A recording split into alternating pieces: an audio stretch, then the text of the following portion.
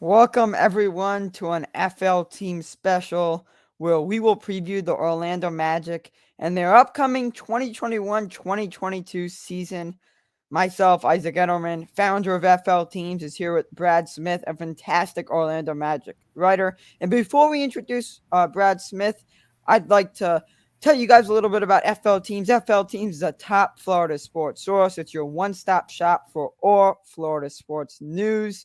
Please check out flteams.com and FL Teams across social media. You can find us there, and you do not want to miss any content we put out on FL Teams. If you're viewing this show right here on YouTube, please hit the subscribe button. And also, follow us on social media. FL Teams will provide you with some top analysis and opinion. Anyway, Brad, welcome. How are you doing? Doing well, Isaac. Thanks for having me. Yep, let's get right into it. Let's preview the Orlando Magic season. And the Orlando Magic are an interesting team.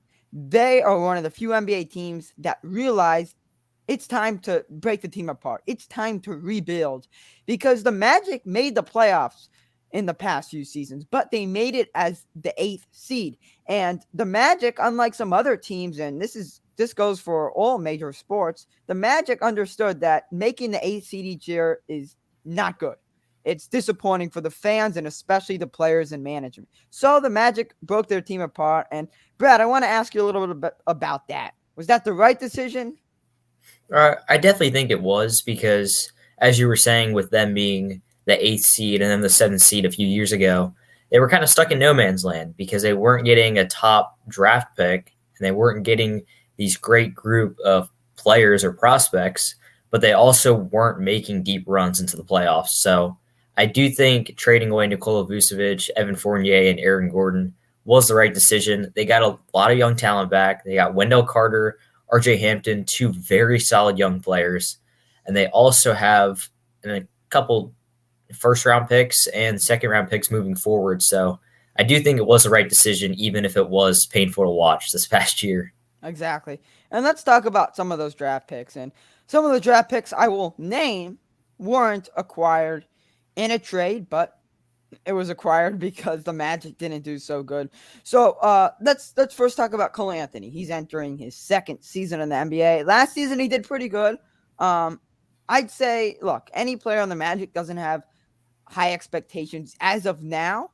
And so Cole Anthony had a pretty good rookie season. How about you break down his rookie season, Brad?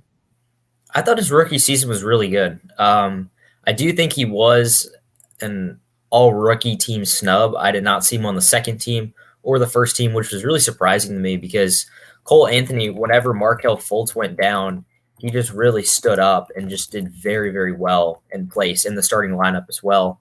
12.9 points per game, 4.7 rebounds per game, 4.1 assists per game. It's very solid numbers for someone who did not play for the majority of the first half of the season due to an injury he suffered. So I do think in the limited time that he played, I think he did very, very well. But like Jonathan Isaac, like Markelle Fultz, the key for him is staying healthy. And I think that's just the key for the entire team moving forward. Exactly. Now let's talk about their 2021 draft picks. They got two top 10 picks, Jalen Suggs and Franz Wagner. When we talk about Jalen Suggs, he made arguably the biggest shot in NCAA basketball history. He sent the Zags to the national championship game with a buzzer beater, and that was a heck of a shot. It shocked everyone, not just basketball fans. And Franz Wagner's from Michigan, so the Magic got two top, picks. And Brad, how do you think those two picks will help the Magic this season? Well, I think for the big name guy, especially in Jalen Suggs, I think he's going to be a key contributor. He's not necessarily the type of score first guard that guys like Stephen Curry or Luka Doncic are. He's more of that facilitating type guard, which Orlando already has a decent amount of. But with that being said, Jalen Suggs can still score the ball, right? 14.4 points per game last season with the Zags. Shot 50% from the field, 33% from the three-point line. So I think there's a lot of excitement for Jalen Suggs, and he may not be Rookie of the Year, but he definitely will come close, and I think he's going to have a great season. As for Franz Wagner, maybe not as high expectations, but I do think he'll be able to contribute, especially in the offensive end. and give the Magic a little more firepower to their offense. Now, Franz Wagner is obviously with his brother Moritz Wagner, otherwise known as Mo Wagner, and that's interesting just to note. Now, let's talk about the Magic's core, right? Jonathan Isaac, Markel Fultz, they're coming off injuries. What do you think their role will be this season? Do you think the Magic, wait on them to be 102% healthy because the Magic don't have, that high of expectations? I definitely think that's what they should do because, like you said, I mean, maybe another 21 season is right around the corner for Orlando. I don't see a playoff push for them this season, so I would wait to start them and ease them back into action. I think that is what they'll do because, like you said, there's really no point for them to go out and try and hang with the big boys in the Eastern Conference. So, but I think once they start getting going, I do think Jonathan Isaac will be the main guy of this team, kind of the glue guy with his defense, his offense. He's just that jack of all trades type player. So when he gets going, I think it's going to be really exciting. And Markel Fultz will probably be that lead facilitator type role that Jalen Suggs could ultimately enter if Markel Fultz misses more time. Awesome. And Orlando's biggest offseason move was signing Robin Lopez, a veteran, and I'm sure a lot of NBA fans know who he is. Brad, what do you think is going to be his impact this season? I mean, for a 1 year, $5 million deal, I thought it was a great signing. I just think he'll kind of be that veteran type player that Orlando needs. They need the leadership because, like you mentioned, this young core is very young and very inexperienced. He is without a doubt the oldest player on the team. Terrence Ross is second, I think, and he's just now 30. So this team definitely did need a boost of experience and age, and I think they got that with Robin Lopez. But I do think it will be interesting to see how he reacts whenever he'll get to meet up with Stuff the Magic Dragon and, before games and that kind of thing because of the feuds that they had throughout his entire career. Interesting.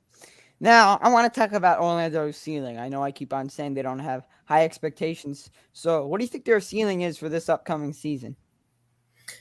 Their ceiling, I mean, they have a really, really good young team filled with a lot of potential.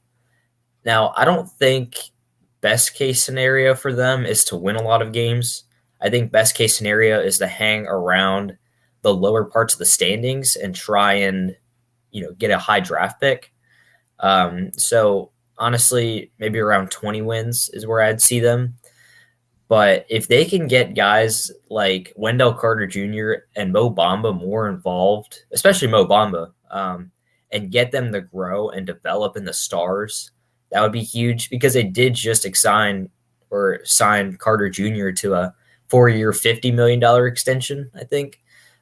So, they're locking up this long-term talent, but the question is that talent legit? So I think this season should be a really telling sign of if the Magic's young core is for real or not. Absolutely. Now let's talk about Orlando's new head coach. What about him, Brad? Yeah. Jamal Mosley came over as the assistant with the Dallas Mavericks.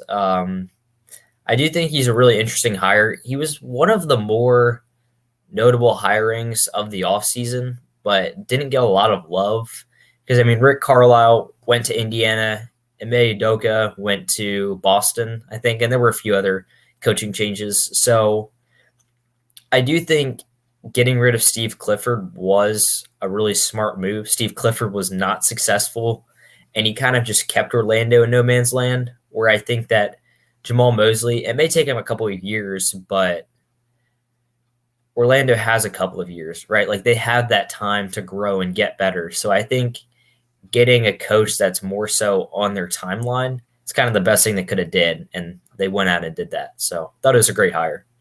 Awesome. Anyway, Brad, thanks so much for coming on. Before I end this, again, this is an FL Team show. Please check out flteams.com. FL Teams is the best Florida sports source. We cover all teams in the state of Florida. Brad Smith, who is right next to me on your screen, does an amazing job covering the Magic, and he'll be doing amazing this season. covering some news stories and definitely some crazy games. Who knows how many the Magic will have, but only time will tell, right, Brad? Of course. Yep, absolutely. Anyway, Brad, thanks so much. Again, Isaac Edelman here with Brad Smith. Thanks so much for watching.